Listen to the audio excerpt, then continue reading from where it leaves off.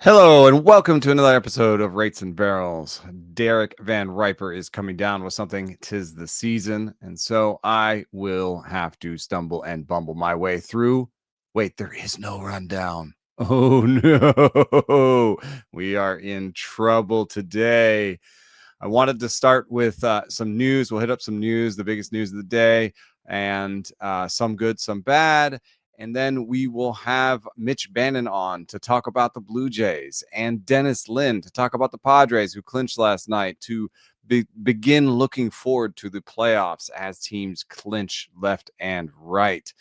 But this team is far from clinching. The Pirates are bringing up another pitcher. This time it is Hunter Barco. And Barco is someone that has been on top 100 lists for some rankers.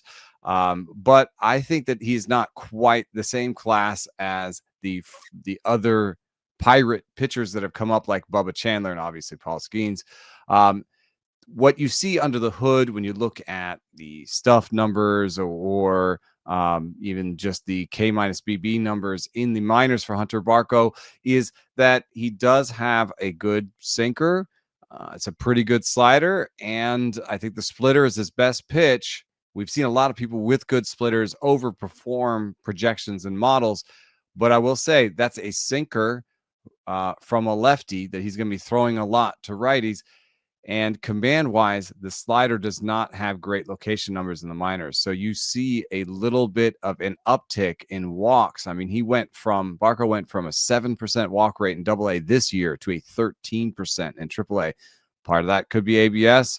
Part of that could be some natural inability to command the slider. I don't think this is necessarily as, top line blue chip as some of the last guys, but I am intrigued. Obviously, a left-hander and a splitter user puts him right in the right places to overperform expectations and models. So that's some of the good news that's out there. There's a decent amount of bad news, though. I mean, Ozzy Albies goes out there and breaks his hamate. I guess if you're looking for a silver lining in this one, it's just that this is a great time for Ozzy Albies to break his hamate, I guess. I remember I once went up to Pablo Sandoval and asked him, it was for a piece about gripping the end of the bat and if that led to hamate issues. And he just put up both hands and said, I don't got to worry about that no more. I got no hamates. Because he'd actually had hamate surgery on both hands. So, it's one of those things where once you break it and once they basically remove it, and deal with it, then you don't have to worry about it anymore. The Braves season is over. It's been a decent one for Ozzy, but not a great one. In terms of fantasy, I guess it's been better. In terms of real life, he did not get to 2 wins, so he was not even an average player because his batting line did not include a lot of OBP. The slug was down, the defense was down. That said, he's 28 years old. There's a bounce back that's in there for him. He's approaching free agency, so I think it's a no-brainer, obviously, to pick up those cheap options that they have. And for him, the urgency is that over the next 2 years, he has to establish that he's a top-line free agent. So I think that the bounce back is there for him, and with the hamate not affecting his numbers anymore this season, I think that that's a full recovery type thing. And in a similar way, Masyn Winn over with the Cardinals is going to have knee surgery, and it's a meniscus tear, and that's not great news for somebody that you want to steal some bases. But again, he's having it early. He's got the whole offseason to recover. And the season was good enough from him, albeit like really defense driven, that I'm still interested in Masyn Winn next year, possibly, as a third shortstop or a second shortstop in draft and holds, a late MI where you think that, it's still possible for him to put up a season where he hits like 275 with 15 homers and 20 stolen bases. That's all in there for him still at 23 years old. There's a lot of good left in there. There's some sort of fun little news. Charlie Morton got signed by the Braves, and like they're not even sure he's going to pitch for them. So it's a possible, retirement move where he gets to retire as a Brave. They're talking about maybe pitching him this week. I've always just really enjoyed talking to Charlie Morton, and I think he's one of the smartest and also like most in touch with his feelings baseball players I've ever had. I've seen him cry 2 or 3 times, I think. And at 41, the stuff was still barely there, but it's all in the curveball. It reminds me a little bit of the end of Adam Wainwright's career, where the curveball will keep you in the game for a long time, but at some point, the other pitches just drop below a level that's really competitive. And maybe he'll pitch another year. I mean, his projections aren't terrible. They range from a 401 from Steamer to a 429 from Oopsie. Those are doable if he wants to. But there's always been, I think, a struggle with Charlie Morton. He wants to see his family. He's had a long career. He's had all the ups and downs associated with a long career. So I don't know if we'll see Charlie Morton next year. And I hope we find a way to send him off. It's not a Hall of Fame career, but it's a Hall of Very Good, and a player I will always remember very fondly. I hope he maybe does something in media afterwards. I think there's the talent there. All right, now it is our pleasure to be joined by Mitch Bannon, the beat writer for the Blue Jays, and you've had quite the season in Toronto this year. I remember early on, there were some questions. I mean, the offense wasn't doing that well early in the season, and yet they've turned it around. Could just tell us a little bit about what it's your first season. Like, tell us how those things dovetailed for you, like how it was your first season and how this felt. Like, does this all feel super normal to you because it's the first one, or how did it feel to you? Yeah, it was interesting because when I started covering them for The Athletic this year, it's like I, in my mind, had like, okay, how am I going to cover this team if they're kind of just hovering around 500? They don't really have like a decisive direction. And then that is exactly what happened for the first month. They'd like win 3 games, lose 2, win 2 games, lose 3. And it was just like this constant, like, they can't get a footing. And I felt like I wrote 5 stories about like how they can't get a footing. They don't have an identity, all that. I'm like, how am I going to do this for the next like 5 months? Like, find new ways to write these stories. And then they took off. Like, they just launched to the top of the American League East. There's like, they had a big walk-off home, or not a walk-off home run, but a big home run in Texas in an early road trip that they just like caught fire. The offense caught fire after that. They obviously swept the Yankees at 4 games at the beginning of July and haven't really looked back. Like, it's gotten a little close in the last week or so. It's tightening up at the top, but it kind of ended up not being as like logistically difficult as I thought, because the stories were pretty obvious. It's like, okay, how is this team doing this? How has this team kind of become one of the big surprises of the year?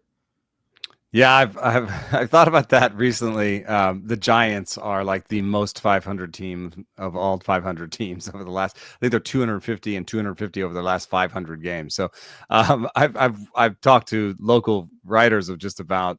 It's hard because when you are around 500, you're competitive, so you can't necessarily do let's dive into their prospects and let's see who's coming up the pipeline stories. You can't do that until they're out of it, so you kind of have to do all these like what's going on now stories. So what do you think?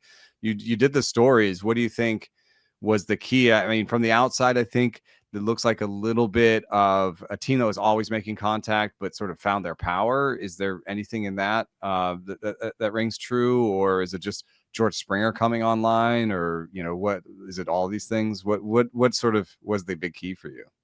Yeah, I think it's kind of a combination of all those things, but the offense is, I think, the place to look at how this team like really got going. Like, they had maybe the worst non-Rockies bullpen in baseball last year. It's not like an elite bullpen this year, but they patched that over. But that's like kind of something a team that wants to win can do in an offseason. Like, you can figure out a bullpen. It's the fact that they went from like an offense on the decline with George Springer, who looked like he was cooked, with no real young players coming up, and just this like weird put the ball in play but don't really hit for power offense they've had the last couple of years.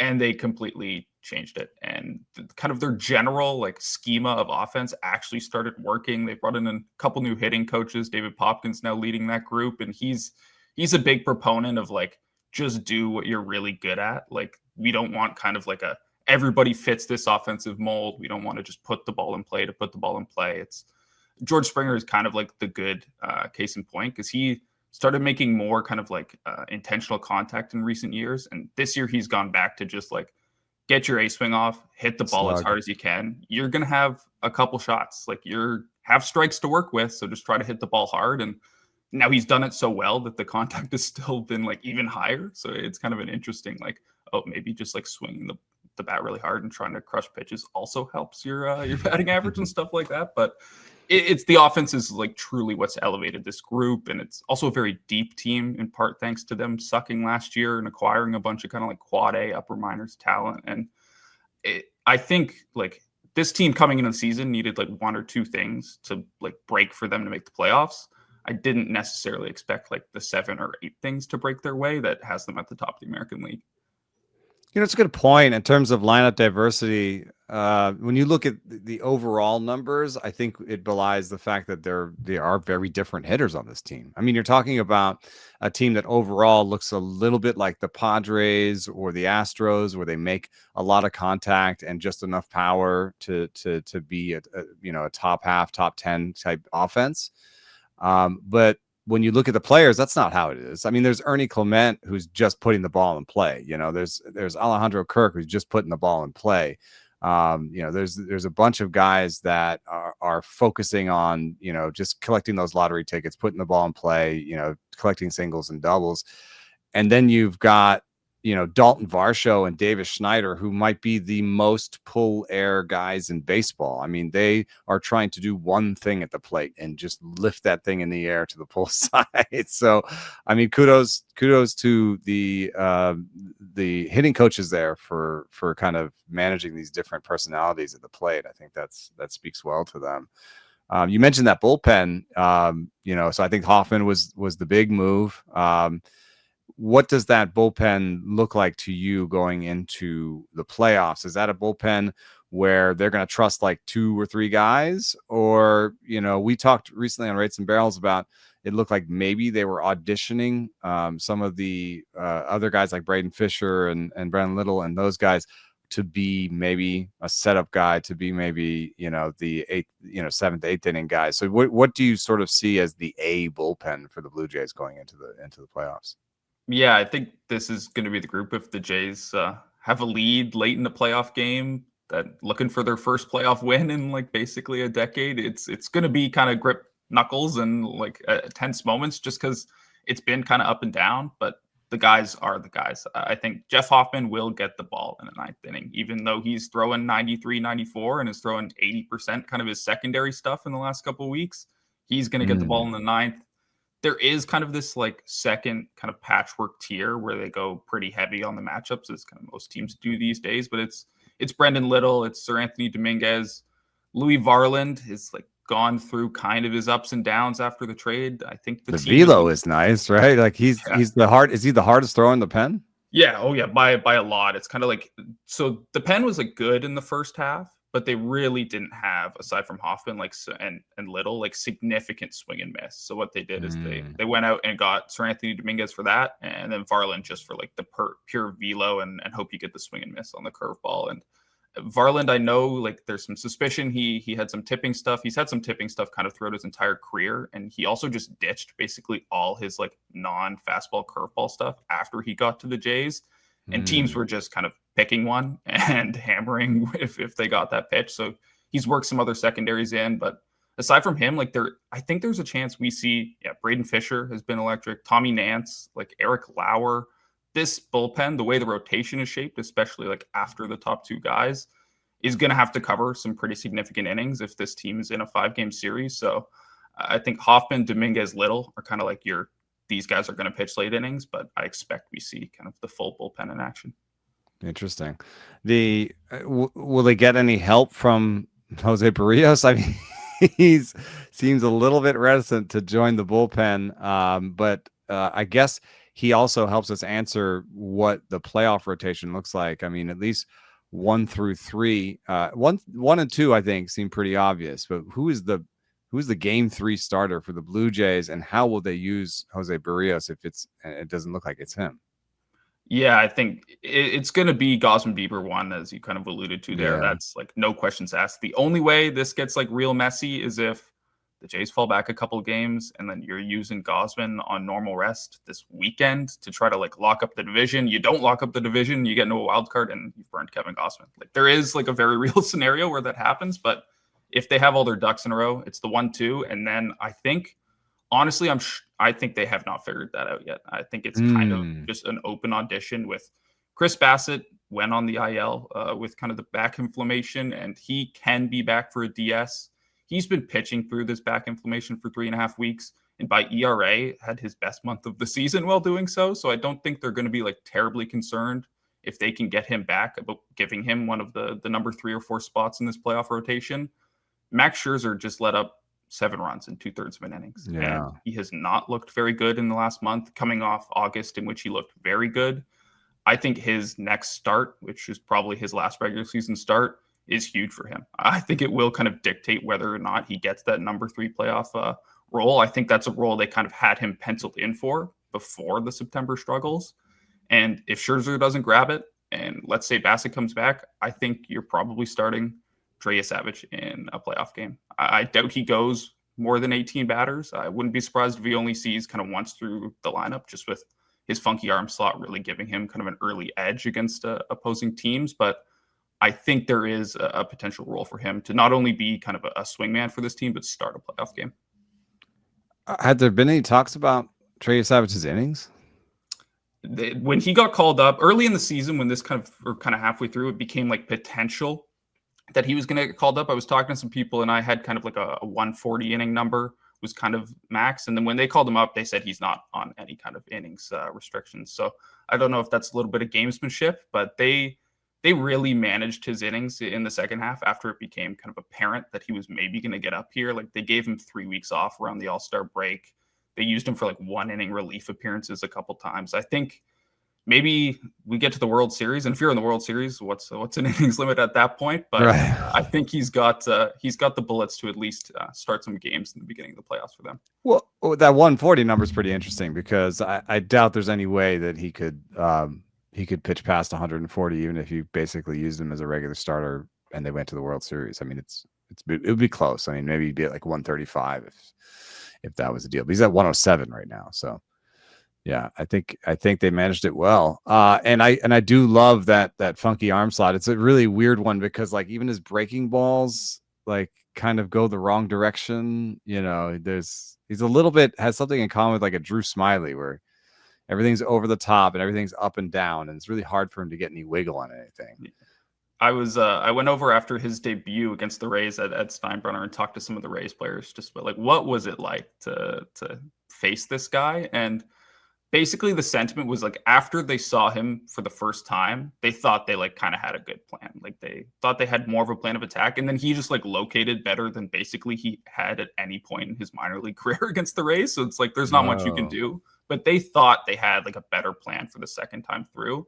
But I talked to Tristan Gray, the infielder on the Rays, and he said he saw like a hanging splitter coming into the top of the zone, and he unleashed kind of his A swing. He thought this was going to be a home run. He had crushed it, and it went like 320 feet, and he got back to the dugout, and it turns out it was his slider that was just moving the other direction, and he just thought it was his splitter. And that's kind of a common thing that comes up against Savage is like his secondaries just kind of move in very peculiar ways. And if a big league hitter can't tell what pitch he hit, like that tells you how difficult it is to square him up.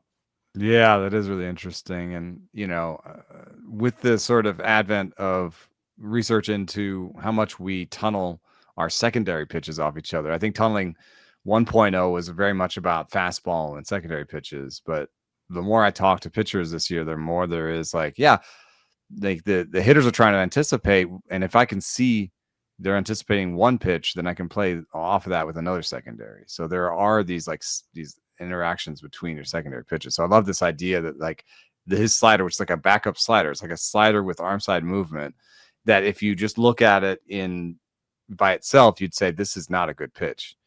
But it probably comes in a little bit like the same velo as the splitter, It does, yeah. and then it doesn't drop as much, and it just, he's playing it off a splitter, because I think everybody like sort of correctly pigeonholes him as fastball splitter, so maybe it's like bad in such a unique way, because we've seen with Kevin Gossman for so long, like, there's fastball splitter and bad breaking ball, but it's sort of just conventionally bad. It's not weird. It's just like, kind of a soft slider that's just not that good, Yeah, so maybe exactly. Savage's version will be even better. Like, the thing though that Gossman has that we all know is like elite command, Yeah. so that's going to be, I think, a big thing for EA Savage. So so it looks like, the team is going to, headed towards winning the division. I think that the Yankees could make it difficult on them. But are there any sort of pain points or small things that I hadn't thought about when it comes to the depth chart here, or anything that they're looking at to try and figure out this last week still, when it comes to the bottom half of the starting lineup, or who's playing, and also any Bo Bichette updates? Yeah, so These things go hand in hand. Like, who's the Bo replacement, and do we need one? I guess.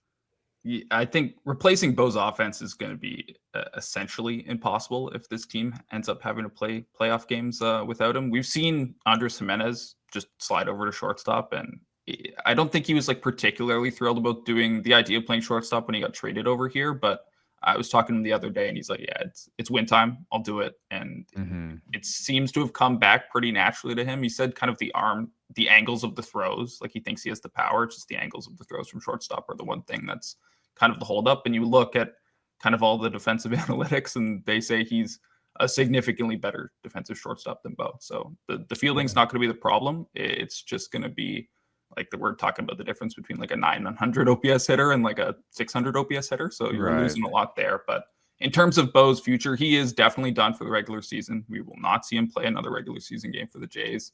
I think they're hopeful. He started a hitting progression, like just like tosses in the cage and kind of hitting, but you see him walking around, and like it's still a pretty significant limp. Like, oh, you can still see the limp. Yeah, they're partying in the clubhouse, like after clinching a playoff spot, and Bo starts standing, he's in the fray, and then he kind of recedes and has to like sit in a chair in the corner. Like, I think he's going to give it his go to get back, and like I guarantee he's not going to be back to 100%. It's just kind of the reality of where we're at in the season. But hey, he's a pending free agent who has kind of wanted to win with this group and win with his buddy Vlad so much that I think if it's 50, 60, 70% Bichette, they're going to put him on a DS roster. He's probably going to be designated hitting, and then we're just going to see when he slaps a ball down the line what that looks like, him trying to get to second base. Oh boy, that's intriguing. I guess the replacement, in other words, is Ernie Clement. Because Barger just plays third and Clement plays second. Is that your game one lineup then? If Bo's in, he's at DH. Springer's in the outfield, and it's Springer, Varsho, and a matchup outfielder in left. Yeah, basically. There is this other Anthony Santander wild card that. Oh, that's right. I forgot to ask about that. Yeah. Is he back today, or? There is, I think, a very good chance he gets activated today, and they just see what they got in the next week. Like he hit pretty well in 10 rehab games, but it's like you're facing guys at the end of the AAA season, not a fray of a big league pennant race. But I think he has a good shot to also be on the roster. It just gets so complicated if him and Bo get back, and you're playing Bo at DH, and then you're basically paying two other DHs and Springer and Santander in the outfield. Like, it's for a team that has made fielding and defense their identity for the last 3 years.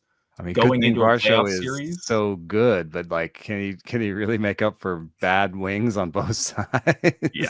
It'll be like I think there's a chance maybe the Santander switch hitter, like one of his swings might be more ahead of the other, and you just kind of use him off the bench and try to get it going. But a guy who hasn't really played games in so long, are you going to ask him to be pinch hitting? It could get complicated. I think this last week of games, if Santander does get activated, are going to be a big test to like what role he can really fill for the Jays in the playoffs. And then you're right. The bench has gotten better. Like, you know, the development of Clement over the last couple of years. Schneider, you know, has seems to have found a good spot. So they can cover some of this. But the offense is obviously better if Santander is Santander and Bo Bichette is anything close to what he can be offensively. I mean, this does seem like the type of team that could go all the way. They do.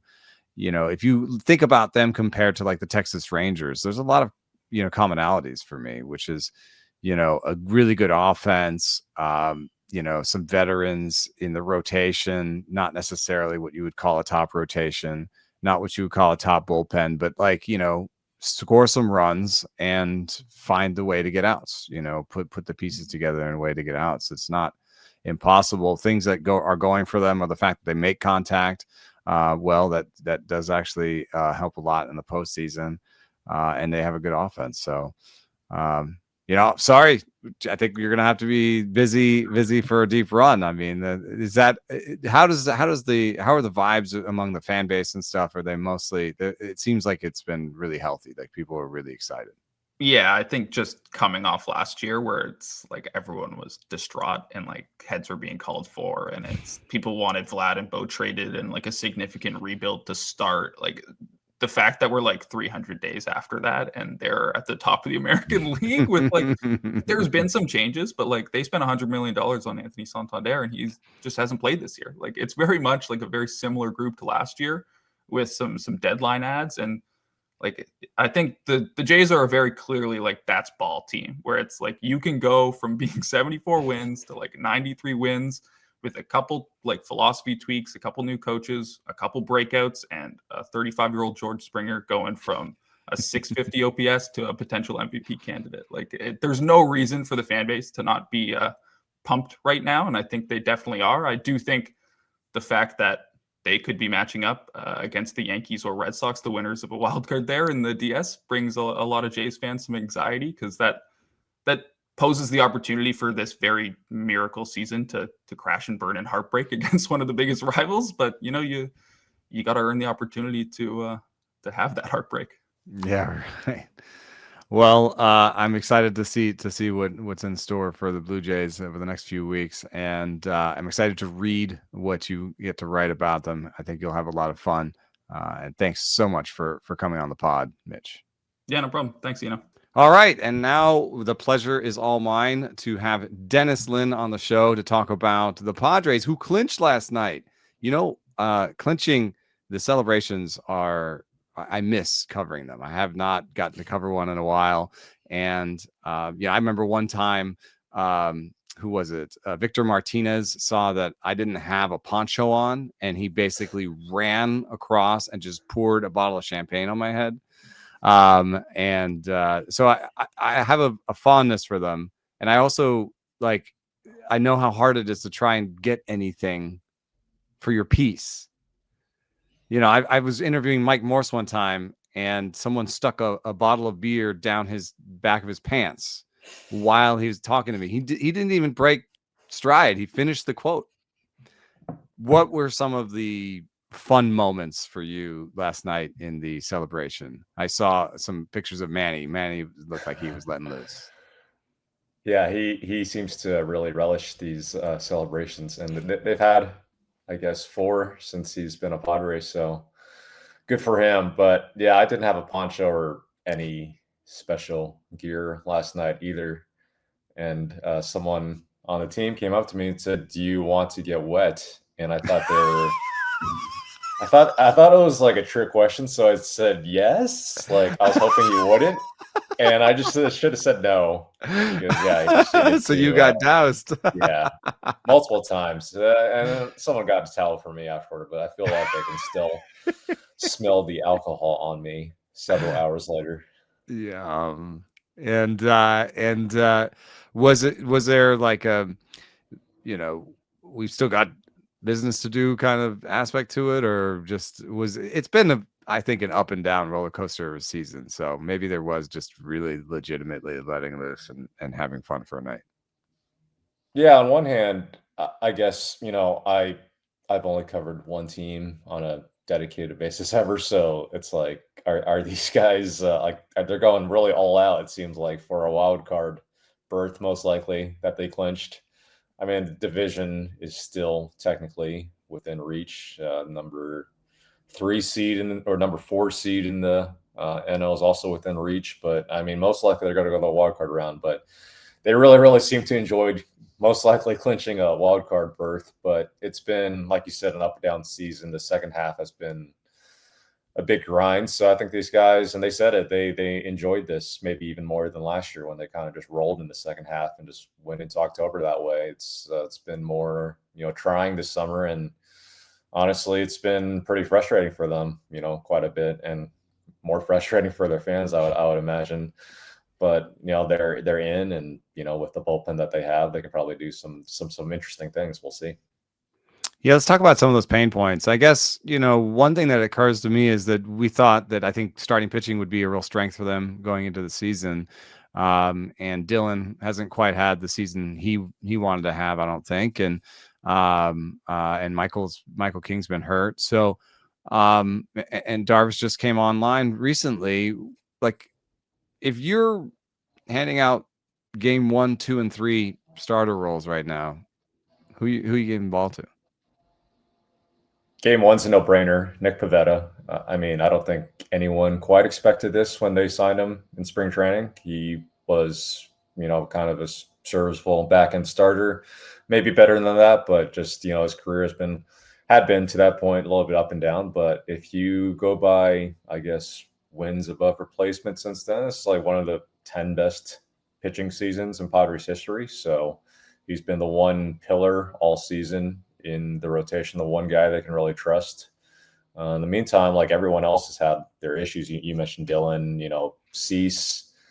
He's been very inconsistent. Like the underlying numbers, as you've probably seen, say he should be better, but just I guess it's mental too at this point. It has been for a while. So hard to say he's a guy you want to give the ball to in the game 2 or 3, even in the first round. But I think Michael King, if he can kind of get back some of the command that's been missing since he's been basically on his rehab assignment in the major leagues the past month, he would most likely, I think, be game 2 for the Padres. And then Darvish has a lot of big game experience in the playoffs, and he's just a guy that they feel good about when he goes on the mound, even if he's not nearly who he used to be, and he's probably pitching with some just a lot of injury accumulation over the years, and he's 39 years old, but I think he would probably be the game 3 starter if they had the choice right now. But I think the Dylan Cease question is really interesting for the first round because I don't think he's been a reliever at all since maybe rookie ball when he was a teenager. And I don't know if you want to be putting him in relief situations with the season he's had. So I almost wonder if the Padres would consider maybe opening him if they're going to use him one of these games, and maybe going with Michael King afterward, because King's definitely had some more recent relief experience and has proven he can do that, and he's not quite himself yet. But that's just maybe just a long shot consideration, but something I think the Padres might have on the table maybe if they go past the first round.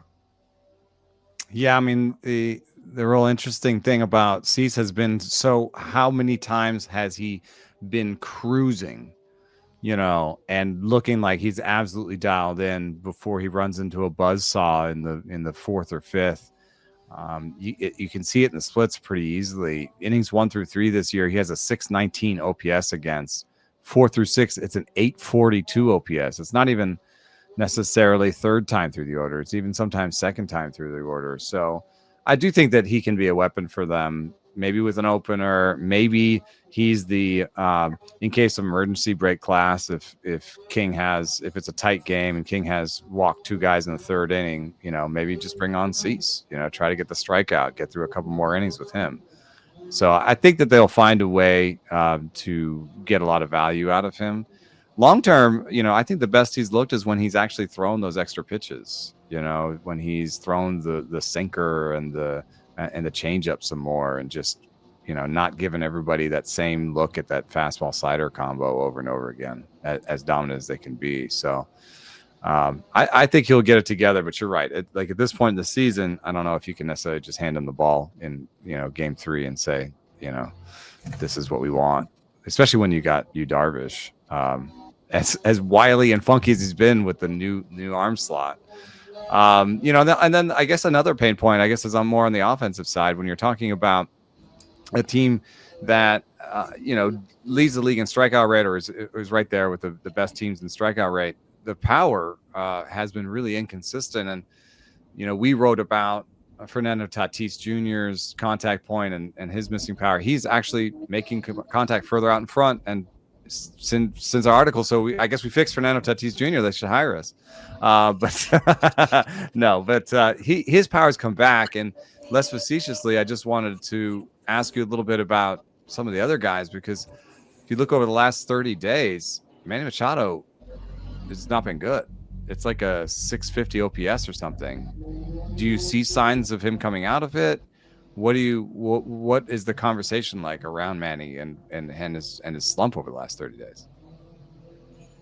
Yeah, we've seen this throughout his career, right? It's just, he's older than he's ever been, obviously. And, you wonder about decline on both sides of the ball. It's been noticeable on defense, most of all. But offense, he had the worst slump of his career just for I think it was like a 40-game stretch for a while, not too recently. And then, or actually, it was pretty recent. And then he came out of it. But still, the fact that he's had these like longer slumps the last couple of years, that's it's probably a sign of age. And he's still playing pretty much every single day. Didn't get his first game off until just a week ago or so. So that's probably part of it. He always wants to post, and he's going to post. I don't know if any manager, I don't know if the best manager in history came back and said, "Hey, Manny, we're going to set you for a couple games here and there." I don't know if you would agree to that, but that is just who he is, and that's maybe today have to live with. Maybe today, yes. But, he's got 8 years left on his contract. So, oh my God, dude! I was looking at that. Yeah, it's going to be interesting. Xander's back today. Speaking of 8 years left on the contract, Xander's back today. Is he back today? And was this a quick recovery off the foot, or what happened there? Yeah, I think a little quicker than maybe they expected when he first fouled a ball off the top of his foot. He did have I think a stint on the IL, and I think it was 2018 with the Red Sox, where he I think he fractured a bone in his left ankle, so sort of a similar injury, and he came back after I think 15 games. So I guess maybe he's a quick healer. Maybe, I don't know. Mm-hmm. But yeah, he went through a full workout yesterday, Monday, just to, kind of stress test how ready he is. And apparently he came through that pretty well. So if he woke up, well today, I would assume he's going to be back in the lineup. And he's been, I guess, almost an underrated contributor for someone who makes $25 million a year. Yes, weird to say that. He's been good on defense, good back at shortstop, even for a guy well into his 30s. And, for after the worst start of his career offensively, speaking of Manny, Manny was hot, early in the season, but, Xander was not. He went on a couple month stretch there where he was kind of like the steadying force for the offense. So I think if they can get him back, and get him back to form before, October, before next week, that would be a huge kind of addition for them. Yeah, I guess there's not too many questions around this team. The big questions are, will they have the power they need in October? What Manny, I'm seeing that the last 30, the numbers aren't great, but he's also, the power seems to be coming back. So he does have 6 homers in September. So There's some signs that he's on his way back. We've discussed, the questions in the rotation, the bullpen. I don't even know what there is to ask. It seems like a dominant, deep bullpen that's ready to go. One thing and this is just a small little question, but it's something I don't understand, and I watch the Padres a fair amount in this household. Like, how do they make decisions about O'Hearn versus Sheets? Like how do they differentiate between those two guys? And how do they? It seems like they have two of the same guy. Am I crazy? What do they like when one is in the lineup and not the other? How do you think they make that decision? Oh, Hearn's the guy who's been, playing first base quite a bit when he's in there, and I don't think Sheets has been at first base for some months now. He's not really an option or comfortable defensively there. And he's not very good in the outfield, so this is why Sheets has been losing time. Well, I mean, lately he's been like their best hitter for the last couple of months, even though he wasn't getting playing time after they got O'Hearn and Ramon Laureano at the deadline, and Freddie Fermin on top of that. And then, Bogarts got hurt and Sheets got back in there, and then he didn't stop hitting. I guess he's recently stopped hitting a little bit, but he's just been a guy they can't really keep out of the line for very long. So it is a good question. That it's just kind of awkward roster construction with, Luis Ariz starting, first of all at first base, and he's been hitting second pretty much all season. Well, not last night with, Tatis was sick. We'll see if, he comes back this week, but it's just been kind of wonky roster construction. So it's kind of tough to get all these guys in there, especially when you have, multiple lefties, several lefties actually in the lineup that you would like to get in there. But I guess it's a matter right now of just playing the hot hand. Yeah, there'll be some yelling maybe if Sheets is on the bench for some big moment. But, the last thing is, why so many bunts, dude? Why do they love the bunts so much in San Francisco? In San Diego. It just seems like, is it a Schilt thing? Is it are they relying on contact? So they just want to get the guy over and then contact gets them in? What is going on with the bunts? It's the Cardinal way, baby. I think we've all wondered the same thing, even those of us who watch the team pretty regularly. But the way Mike Schilt explains it, it is partly the Cardinal way, just having a lot of different ways to go about your offense, maybe ways that a lot of modern teams wouldn't quite go about it. But, it has worked for them in some instances. They played a lot of close games, and like you said, they don't have very much power. So sometimes it comes, quite a bit in handy, but the way Schilt explains it, and this, I guess, is a sign of how indoctrinated this team has become by, just his coaching, but he leaves it up to them a lot of the time. It's not like he's calling all these bunts from the dugout.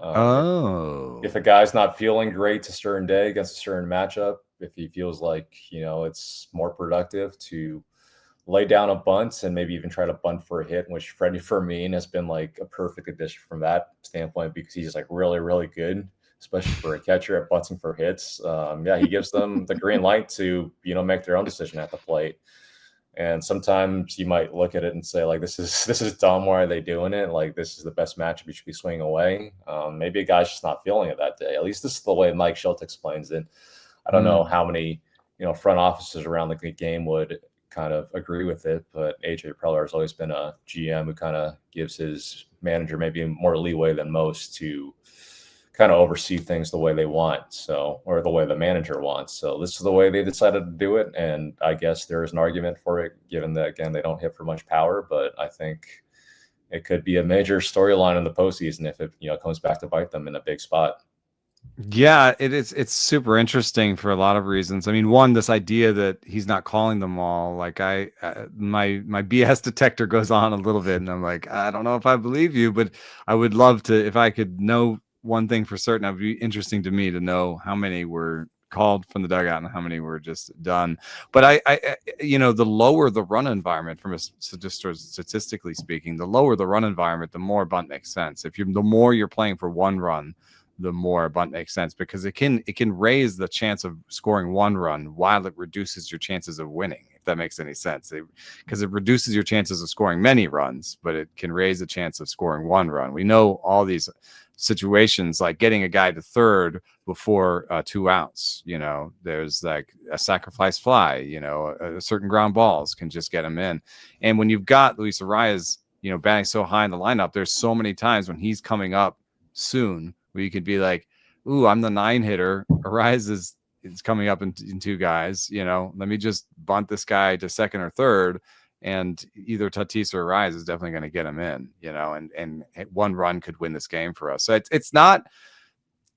Like bunting is not just bad, you know. It's like, and when they go into the playoffs, you expect the run environment to go down even more because the pitchers are even better. So if they've all been practicing this all season, maybe it'll end up being a good storyline. That they did it through stealing 3 bases and bunting and 5-6 singles, and they won the game 2-0, you know. So, you know, it could end up being sneaky smart, but there are times when I'm on the recliner doing the why. Yeah, it's gonna be death by, I guess the saying is 1,000 paper cuts or 1,000 bunts. I'm sure they're in the hundreds by now. It feels like I don't think they're in the hundreds, but it feels like they're in the hundreds. So maybe they'll get to 1,000 if they make it all the way to the World Series, and we'll all be hailing the genius of Mike Schultz and the bunt. Oh my gosh, you're gonna have to write if they win it all, and we have to write the genius of the bunt. They did it with small ball. Hey, it could be the story. I look forward to reading all the stories from you as they go into the playoffs, and really appreciate you coming on the show today, Dennis, and good to see you again. You too. You know, thanks a lot. All right, that just about does it for this episode's of Rates and Barrels. And I'm supposed to say some stuff like, oh, join our Discord, like this video and subscribe. That helps us a lot. The link for the Discord is in the show notes. Then I say that just about does it, but I already did that. Hey, see you tomorrow. Thanks for listening.